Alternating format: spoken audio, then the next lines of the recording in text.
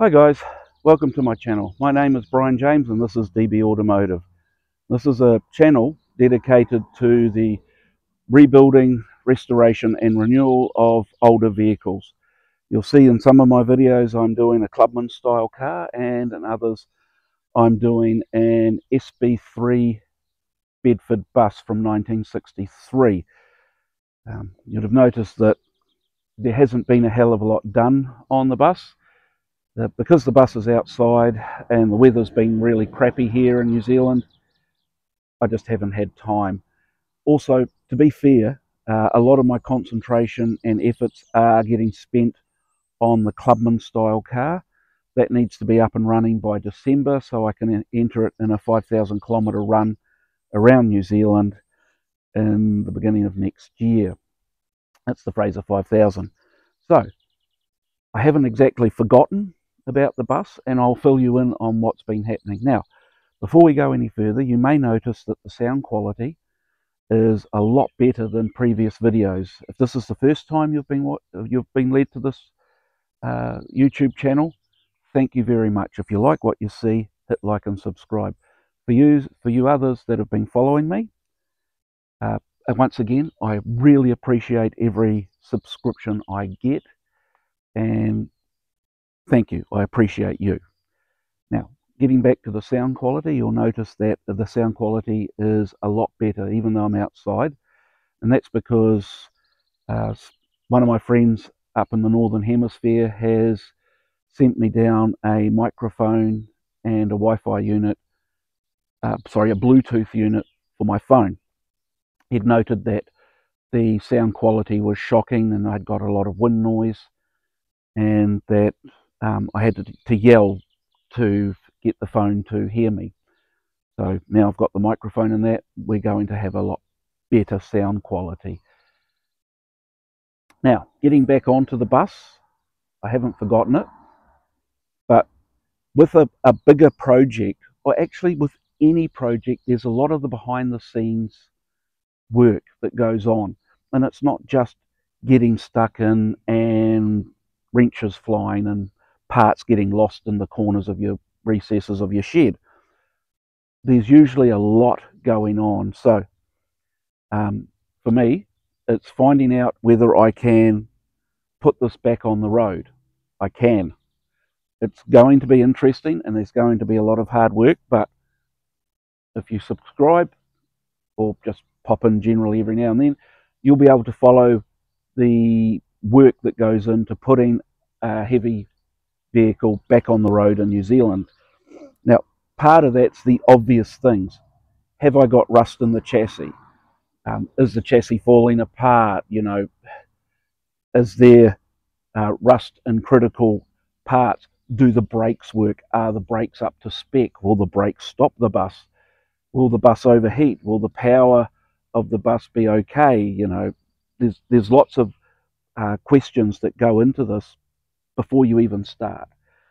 This year, all I'm doing is cleaning it, so I know what I'm coming up with. One of the things I do know that I will have to replace are the tyres.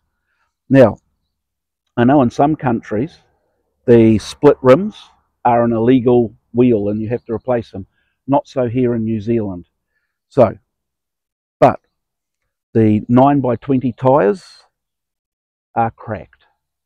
They've got cracks in the sidewall. They will not pass. For us in New Zealand, it's called a COF. So I have been working behind the scenes on getting tyres and rims. So brand new. So this is part of it. Sorry, excuse me.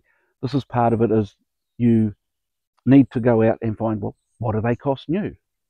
Okay, so a new tyre, 9x20, they are still available. They're plentiful here in New Zealand, but they're also about $550 to $560 each. Now, I need 6 of them. So that's the best part of $2.5 to $3 grand by the time you add GST. So I'm working on a deal that will give me at least 4 new tyres and 2 good used tyres with rims, and quite possibly a full set of braking systems for the Bedford, and we're hoping just to broach into the 4-figure mark, so only $1,000. I'll keep you appraised of that. It'll be good if I can get it.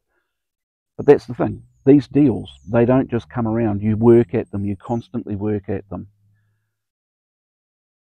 So, that being said, there's also other things that I can see that will need to be done. These hinges need to be replaced.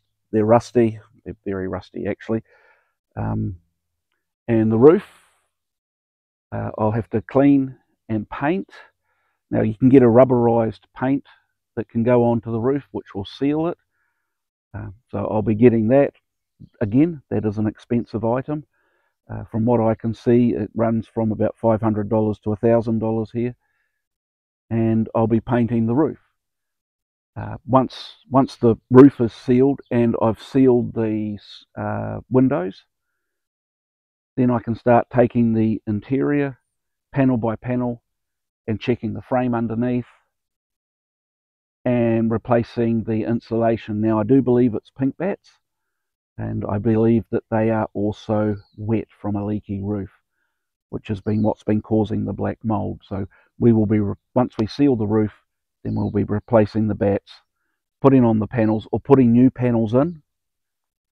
And so that's once again all part of the behind the scenes work that needs to be done on small and big projects. Not only is it recognizing what needs to be done, but it's also laying out a logical plan on doing it, and one that has a reasonable timeline to it. One that you go, okay, well, over a weekend I can paint the roof. Cool, we can do that. So the weekend before, you prep the roof, you paint it, you set it, you seal the windows. Well, look, there's a month's worth of work. Then you start getting into the inside of it.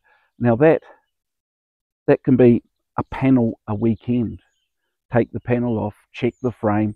If the frame is showing any signs of surface rust, wire brush it back, paint some rust kill on it, and then prime it, or you can get spray zinc it, put the new bats in, put the new panel in, or you can leave the, put the new panel in. I was going to say you can leave the panels off until you need to put all of them in and paint them at once, but it's probably better to go piece by piece and then do the painting at the end. And so that's where we're standing at the moment. As I say, not a lot of work getting done initially, but it's all about the planning. I've also, while I've been at work, the bus came with 3 heavy-duty bottle jacks. Looks like to be a 30-ton and a couple of 5-ton bottle jacks. But they'd been sitting outside and they had rusted up and fallen into a state of disrepair. So when I've got spare time at work, I'm reconditioning those bottle jacks as well. So the project hasn't been forgotten. It's just been put on the back burner. I'm still working on it slowly, and I'm still going to post videos. Now, part of that is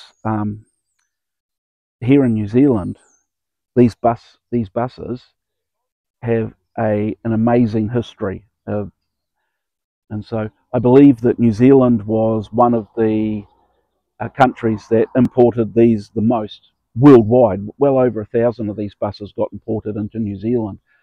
So they have a strong history in New Zealand of keeping rural towns connected. Many kids will remember them from the school bus run, hopping into these old crates. And so what I want to do is, there's a couple of books out there that explain the history of the SB3 and the Bedford bus in general in New Zealand. So I'm working on getting a couple of those books, so then I can start feeding you interesting facts and information as we go. So look, that's basically it for today. Thank you very much for watching. I do appreciate it. And if you do like what you see, hit like and subscribe. And look, I don't mind you even sharing it. But the more people we can get watching the channel and getting involved by asking questions and being curious, maybe that one will go out and buy or save another bus. Restore, renew, rebuild. That's my philosophy. I need to get that out there. I genuinely believe in my heart that it's better for the environment to restore an old bus than go out and buy a new RV. This bus has already had a repower. It's got a fairly modern Isuzu motor and box in it. So we're not using the old fuel-hungry running gear. And so basically it's going to end up being like hopefully a resto rod, but in the bus. Anyway, that being said, look guys, I've waffled on long enough. You guys have a great weekend, and thank you very much. Bye-bye.